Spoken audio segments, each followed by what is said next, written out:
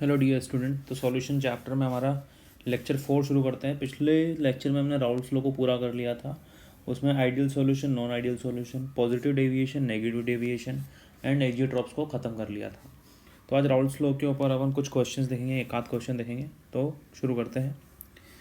Question क्या कहता है? The vapour pressure of pure liquids A and B are 450 mmHg and 700 mmHg means the P naught A is equal to 450 mmHg, P naught B is equal to 750 mmHg, ये बोला जा रहा है। और find out the composition of the liquid mixture if total vapour pressure P total कितना है? 600 mmHg। ठीक है, तो कंपोजिशन फाइंड करना है लिक्विड मिक्सचर में। तो कैसे करेंगे? राउल्स लॉ क्या कहता है हमसे? That PT is equal to P naught A XA plus P naught B XB, where XA and XB are what? The mole fraction in liquid phase. तो P naught A XA हम क्या लिख सकते हैं? P naught B XB को हम क्या लिख सकते हैं? 1 माइनस XA। ओके, तो PT हमारे पास हो जाएगा क्या? P naught B plus XA P naught A minus P naught B, is it और नॉट? तो हमारे पास P टोटल कितना है? 600, P not B 750 plus XA, और P नॉट A कितना है? 450 माइनस P नॉट B 750। तो ये वैल्यू -150 XA इंटू -300। तो XA हमारे पास कितना आ रहा है? XA आ रहा है बेटा अपने पास 0.5। तो XB भी कितना हो जाएगा? 0.5। ठीक बात है। तो ये निकला हमारे पास किस में? लिक्विड मिक्सचर में मोल फ्रैक्शन निकल गया, लिक्विड मिक्सचर में कंपोजिशन निकल गया। हमने पिछले लेक्चर में बात किसके बारे में भी की थी? वेपर फेज के बारे में की थी। तो वहाँ पर YA जो होगा, अगर आपने वो लेक्चर नहीं देखा है तो लेक्चर 3 देखें, प्लेलिस्ट सॉल्यूशन का, P not A XA upon PT। तो YA क्या हो जाएगा? P नॉट A कितना है? 450 इंटू XA कितना है? अभी निकाला 0.5 या फिर 1/2। PT कितना है? 600। तो हमारे पास ये हो जाएगा 150 से अगर हम कट करेंगे 4, ओके, 3/8। और YB कितना हो जाएगा? 1 माइनस YA, तो 1 माइनस 3/8। तो YB कितना हो गया हमारे पास? 5/8। इज इट और नॉट? तो दोनों चीज़ें हमारी निकल गई। ये दोनों लिक्विड मिक्सचर में फ्रैक्शन निकल गया और ये वेपर फेज में फ्रैक्शन निकल गया, वेपर फेज में कंपोजिशन निकल गया। ठीक बात है। तो ये हमारा एक क्वेश्चन ख़त्म हुआ। ठीक है, ओके, नेक्स्ट क्वेश्चन पर मूव करते हैं। क्या कहता है? Equal moles of benzene and toluene. तो अगर हम बात करते हैं बेंजीन के मोल फ्रैक्शन के, इक्वल मोल्स हैं, तो इक्वल मोल्स में जैसे कि मान लीजिए N benzene and N toluene, दोनों को अपन ने कितना मान लिया? X मान लिया। तो X ऑफ बेंजीन कितना हो जाएगा? X upon X plus X। तो X ऑफ बेंजीन हमारे पास कितना हो गया? 1/2। तो सेम X ऑफ टोलुइन हमारे पास कितना हो जाएगा? 1 minus 1/2। The vapour pressure of the benzene and toluene pure state means P nought benzene is equal to 700 mmHg and P nought toluene is equal to 600 mmHg। Calculate the mole fraction of benzene in vapour phase. तो calculate mole fraction of benzene के लिए हम mole fraction in vapour phase के लिए हमें क्या करना पड़ेगा?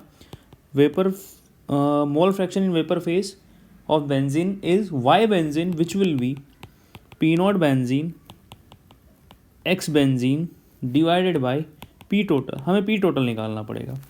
तो P टोटल हमारे पास क्या हो जाएगा? दोनों component P nought benzene X benzene plus P nought toluene into X toluene.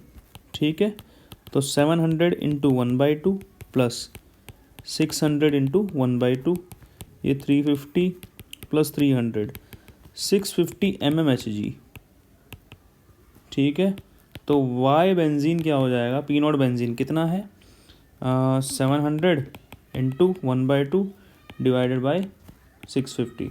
तो हमारे पास कितना आ गया? 350/650 and it will be, I think, 7 divided by 13. This will be the answer. Okay, चलिए। Okay, so this was easy question, both of them. Now we are moving to the next. Next हमारे पास आ जाते हैं हम distillation पर। Distillation कुछ नहीं है, ये राउल्ट्स लॉ का एक एप्लीकेशन है। डिस्टिलेशन आपने बचपन में सुना होगा कि हम क्या करते हैं, गर्म करते हैं किसी। डिस्टिलेशन का असली मतलब क्या होता है, किसी चीज़ को गर्म करना और फिर वापस उसकी जो वेपर बनती है उसको क्या करना, ठंडा करना। It is called nothing but distillation. तो in a simple distillation vapour over a boiling mixture, क्या कह रहा है, सीधी भाषा में समझाता हूँ मैं कि यहाँ पर जो है, मान लीजिए कोई मिक्सचर है, कोई लिक्विड मिक्सचर है, इसमें ए एंड बी है, ठीक है, इसमें ए एंड बी है। तो इसकी वेपर बनाओ, इन वेपर्स को यहाँ कलेक्ट करो और किसी दूसरे कंटेनर में यहाँ क्या कर लो, उनको ठंडा कर लो। ये कूलर्स लगा दिए, तो किसी दूसरे कंटेनर में यहाँ क्या कर लो, ठंडा कर लो। तो इस ठंडी चीज़, इसको, इसी प्रोसेस को क्या कहते हैं, डिस्टिलेशन कहते हैं। और इस ठंडी चीज़ को क्या बोलते हैं, यहाँ पर लिक्विड मिल जाएगा हमें, इसको कंडेंसेट या डिस्टिलेट बोला जाता है। ठीक बात है, एक बार पढ़ भी लेते हैं। In a simple distillation vapour over a boiling mixture, ये वेपर थी over a boiling mixture, is withdrawn and condensate in a separate container. Okay, यहाँ कलेक्ट कर ली। The liquid collected in new container is called condensate और distillate. The liquid remaining in the original container is called residue, मतलब जहाँ बच जाएगा उसका बोल देंगे हम रेसिड्यू बोल देंगे। अब यहाँ पर ध्यान देना, लेट अस से कि पी नॉट बी का वेपर प्रेशर जो है ना हायर है। वेपर प्रेशर कब हायर होगा, जब बी जो होगा ज़्यादा वोलेटाइल होगा। ज़्यादा वोलेटाइल मतलब जिसकी टेंडेंसी ज़्यादा है वेपर में कन्वर्ट होने की। तो अगर बी ज़्यादा वोलेटाइल है तो उसकी वेपर भी ज़्यादा बनेगी, उसकी वेपर भी ज़्यादा बनेगी, तो यहाँ पर जो कंडेंसेट अमाउंट होगा वो किसका ज़्यादा होगा, बी का ज़्यादा होगा। इज इट और नॉट? यही सेम फिनोमेना हम किस में फॉलो करते हैं, फ्रैक्शनल डिस्टिलेशन में फॉलो करते हैं। कि भाई अगर बी ज़्यादा वोलेटाइल है तो यहाँ पर ज़्यादा आएगा, means the condensate is more richer in which component, the component which is more volatile. और अगर यही प्रोसेस हम बार बार फॉलो करें तो हमारा जो डिस्टिलेट है वो किस में रिचर होता जाएगा, किस में ज़्यादा कंपोजिशन किसका बढ़ता जाएगा, the component which is more richer. Here we considered it B. ठीक बात है कि नहीं है, इज इट और नॉट? ओके, तो फ्रैक्शनल डिस्टिलेशन भी यही कहता है। In fractional distillation boiling and condensation cycle is repeated successively to get a distillate which gets richer in more volatile component. जैसे कि मैंने बोला था कि लेट्स कंसिडर कि बी इज़ मोर वोलेटाइल, तो आप जब इसको यहाँ पर प्राप्त करोगे डिस्टिलेट में तो उसका कंपोजिशन ज़्यादा रहेगा। अगर ये साइकिल बार बार करते जाओगे तो बी का मोल फ्रैक्शन या बी का परसेंटेज इन मिक्सचर क्या होता जाएगा, बढ़ता जाएगा हर साइकिल के बाद। जैसे कि मैं आपको एक एग्जांपल लेता हूँ, उसमें जैसे कि हमारे पास एक मिक्सचर है बेटा, ए एंड बी, ठीक बात है, ए एंड बी इक्विमोलार है। इक्विमोलार मतलब हमारे पास एक्स ए क्या हो गया 1/2, एक्स बी भी कितना हो गया 1/2। पी नॉट ए जो है ना, पी नॉट ए मतलब in pure form P not a कितना हो गया 400 mHg मान लिया हमने, और पी नॉट भी जो मान लिया वो कितना मान लिया 200 mHg। इनका फ्रैक्शनल डिस्टिलेशन कर रहे हैं, ठीक है। तो फ्रैक्शनल डिस्टिलेशन मतलब जो यहाँ पर वाई ए बनेगा, यहाँ पर जो वेपर बनेगी, इसको तुम ठंडा करके कहाँ लेके जा रहे हो, इस कंटेनर में लेके जा रहे हो, इस कंटेनर में लेके जा रहे हो इसको। लेट से अब इस कंटेनर में जो लिक्विड बना उसका मोल फ्रैक्शन मैंने क्या बोल दिया, एक्स डैश ए एक्स डैश बी, और वो किसके बराबर होगा, वाई ए के बराबर एंड वाई बी के बराबर। तो हमारा टास्क क्या है अब, Y A and Y B निकालना। तो वाई ए क्या होगा, P not A X A upon P T. तो पी टी क्या है, हमारे पास the P not A X A plus P not B X B. सही बात है कि नहीं है, ठीक बात है। तो हम यहाँ से क्या कर लेते हैं, पी टी निकाल लेते हैं। तो पी टी क्या हो जाएगा हमारा, पी टी हो जाएगा P not A 400 into 1/2 plus 200 into 1/2, तो ये कितना हो गया 300। वाई ए की वैल्यू निकालते हैं। Y is what the vapour mole fraction of A in vapour phase, जिसको आप यहाँ पर ठंडा कर रहे हो, लिक्विड बना रहे हो, जिसको हमने क्या भी बोल दिया, मोल fraction in liquid phase of the first distillate. First distillation के बाद प्राप्त हुआ है ये वाली चीज़, तो इसलिए हमने इसको क्या बोल दिया, फर्स्ट डिस्टिलेट। ओके, तो ये कितना हो जाएगा 400 इंटू 1/2 डिवाइडेड बाई 300, कितना आया बेटा ये ये आएगा हमारे पास आई थिंक 2/3। ओके, तो वाई भी कितना हो जाएगा 1 माइनस 2/3, कितना हो गया 1/3। तो अब ना यहाँ पर जो वेपर बनी, यहाँ पर जो वेपर बनी, इसको हमने ठंडा किया और दूसरे कंटेनर में डाला और इसको क्या बोल दिया, X A double dash X B double dash. अब इसका कंपोजिशन क्या होगा, यहाँ पर जो वेपर बनी होगी Y A double dash Y B double dash वो होगा। इज इट और नॉट? एक्स ए डैश कितना आया, जो वाई ए था 2/3, ये कितना आया 1/3। तो अब इसका पी टोटल कितना होगा, इसका पी टोटल होगा P naught X A dash plus P not B X B dash. कितना होगा वो 400 इंटू 2/3 प्लस 200 इंटू 1/3। कितना होगा बेटा ये 800,000/3। ठीक बात है। तो ये कितना होगा, ये होगा is equal to Y A dash is equal to Y B dash. तो वाई ए डैश कितना होगा P not A X A dash divided by P T. P not A 400, X A dash कितना है अभी निकाला आपने 2/3 divided by 1000/3। Is it और not? Okay बेटा, तो हमारे पास ये जो वैल्यू आई इसको देख लेते हैं एक बार। I think it is 8/90। इसको थोड़ा सा और सिंप्लीफाई करेंगे हम, तो और सिंप्लीफाई क्या होगा ये 4/45। तो वाई बी डैश कितना हो जाएगा, वाई बी डैश हो जाएगा हमारे पास 1 माइनस 4/45, कितना हो जाएगा 41/45। तो आप देख पा रहे थे क्या कि हमारे पास जो जस्ट अ मिनट, जो ज़्यादा अमाउंट में जो ज़्यादा वोलेटाइल था उसका कंसंट्रेशन क्या हो रहा है, कंटिन्यूसली बढ़ रहा है। इज इट और नॉट? ठीक बात है। चलिए यहाँ से हम थोड़ा सा आगे बढ़ते हैं, एक बार चेक कर लीजिए इसको। ठीक है, नाउ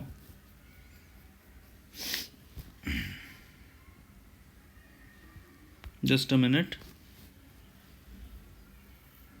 कहीं थोड़ा सा गड़बड़ हुआ है हमसे यहाँ कैलकुलेशन में, वही मैं सोच रहा था, कैलकुलेशन में थोड़ी सी गड़बड़ हुई है। ठीक है, ये 3 से 3 cancel out, so Y A dash will be what 8/10 means 4/5 और Y B dash is equal to what 1 minus 4/5, this will be 1/5। तो आप यहाँ देख पा रहे हो कि ए जो था उसका वेपर प्रेशर ज़्यादा था और वो ज़्यादा वोलेटाइल था। तो पहले उसका कंपोजिशन कितना था 66% और अभी कितना हो गया 80%। इज इट और नॉट? तो टाइम टू टाइम वो क्या हो रहा है, हर साइकिल के बाद वो कंपोजिशन बढ़ता जाएगा।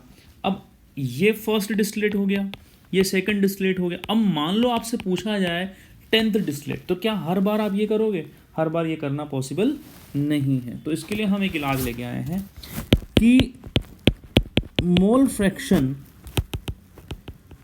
की mole ratio in nth distillate is what? moles taken initially into P naught A upon P naught B to the power n, और n क्या है nth distillation। ऊपर वाले को कंफर्म करें एक बार। ठीक है, ऊपर वाले सॉल्यूशन जो अपन ने किया उसको कंफर्म करते हैं। तो सेकंड डिस्टिलेट का निकालते हैं अपन, Na अपॉन Nb। शुरुआत में अपन ने कितना लिया था, दिस इज इनिशियली टेकन। शुरुआत में अपन ने लिया था इक्विमोलार। तो इक्विमोलार को मतलब अपन क्या बोल देते हैं 1 बोल दो, XX बोल दो, कुछ भी बोल दो। P नॉट है 400 डिवाइडेड बाई 202। तो Na अपॉन Nb कितना आ गया, Na अपॉन Nb आ गया 4/1।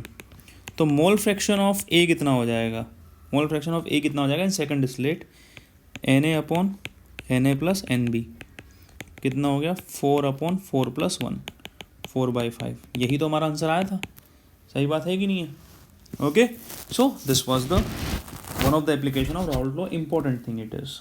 ओके बेटा, now we are moving to the next topic. Next topic is colligative properties. What is the colligative property? What does it tell?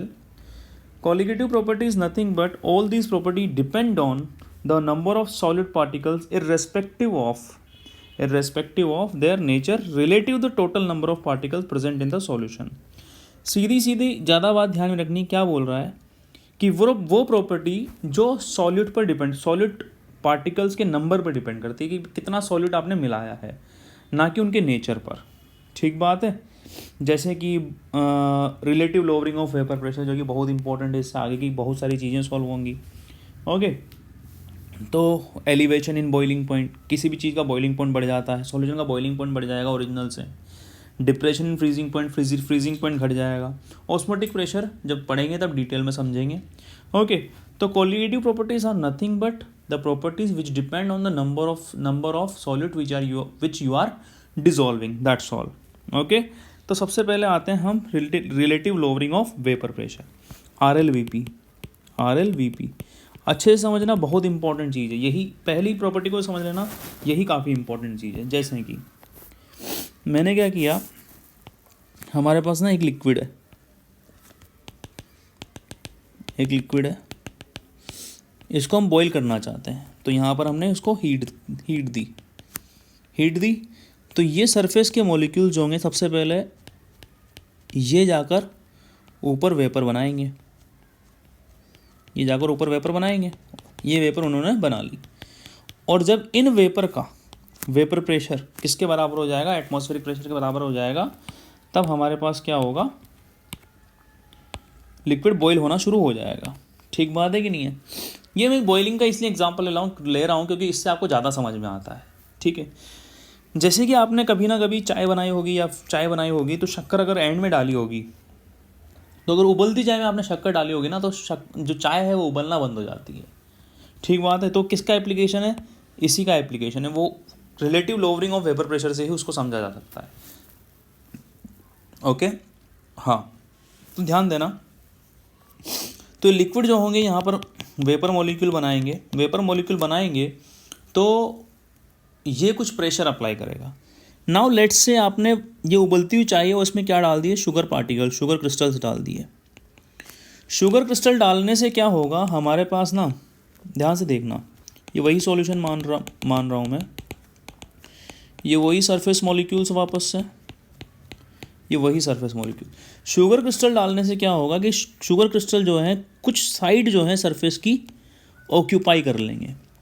अब side occupy कर ली इन्होंने, तो जो हमारे पास ये जो पार्टिकल्स थे जो वेपर फेज़ में जा रहे थे, क्या अब ये पूरे पार्टिकल वेपर फेज़ में जा पाएंगे, क्या नहीं जा पाएंगे। कम ही पार्टिकल्स जो है वेपर फेज़ में जा पाएंगे, उतने पार्टिकल्स नहीं जा पाएंगे। तो क्या सॉल्यूशन का वेपर प्रेशर कम हो गया क्या? जी हाँ, सॉल्यूशन का वेपर प्रेशर कम हो गया।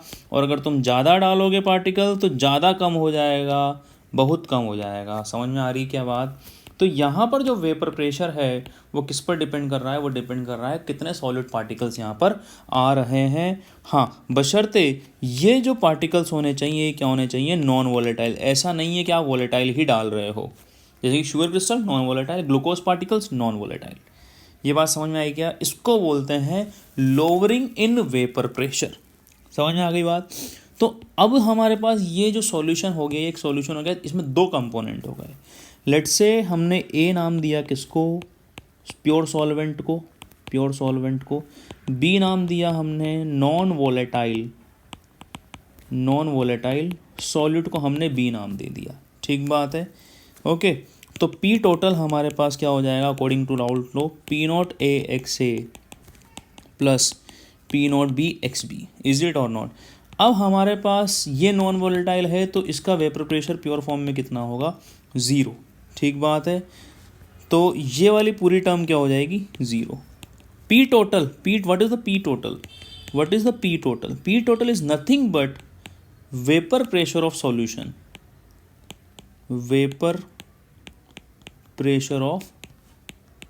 सॉल्यूशन, जिसको हम क्या रिप्रेजेंट कर रहे हैं, PS। ओके, क्योंकि एनसीईआरटी में PS ही, एक्चुअली एनसीईआरटी में तो P1 पुट किया गया है। ओके, तो इसको PS, इसको P नॉट, और एक्स को क्या मान लें, 1 minus X B, no doubt in this. Okay, तो हम क्या बोल रहे हैं, PS is equal to P naught minus P naught X B. थोड़ा सा रीअरेंज करते हैं, तो P naught P naught X B is equal to P naught minus P S. ठीक बात है बेटा। तो मान लीजिए पहले प्रेशर था पी नॉट, अभी प्रेशर हो गया पी एस। तो पी नॉट से पी एस क्या हो गई चीज़ें, वेपर प्रेशर क्या होगा, कम हो गया। कितना कम हुआ, पहले ज़्यादा था, इतना कम, अब इतना हो गया, तो कितना कम हुआ, P naught minus P S. Is it और not? So this particular term is known as what, lowering in vapor pressure. This particular term is known as what, lowering in vapor pressure. अगर मैं इसको ऐसा लिखता हूँ P naught minus P S upon the original, ठीक बात है, तो ये टर्म क्या हो जाएगी हमारे पास, ये टर्म हो जाएगी हमारे पास relative lowering in vapour pressure. ये बात समझ में आई क्या? थोड़ा सा एक्स बी को हम क्या लिखते हैं, एक्स बी क्या है, एक्स बी है हमारे पास mole fraction of solute. Is it और नॉट? तो P naught minus P S upon P naught क्या हो जाएगा, N B upon N B, number of moles of solute upon number of moles of solute plus number of moles of solvent. ये हमारा हुआ final formula. Is it और not? अब यहाँ पर एक चीज़ हम ये मान सकते हैं कि that number of moles of solute is very very less than number of moles of solvent. तो हम ये बोल सकते हैं कि N B plus N A approximately equal to what, N A. तो P naught minus P S upon P naught is equal to N B upon N A. N B is what, the given mass of the B upon molar mass of the A. N A is equal to what, the given mass of the A upon molar mass of the A. तो हम ये लिख सकते हैं P naught minus P S upon P naught is equal to W B upon W A into M A upon M B. Okay, so this is the one of the formula of relative lowering in vapour pressure.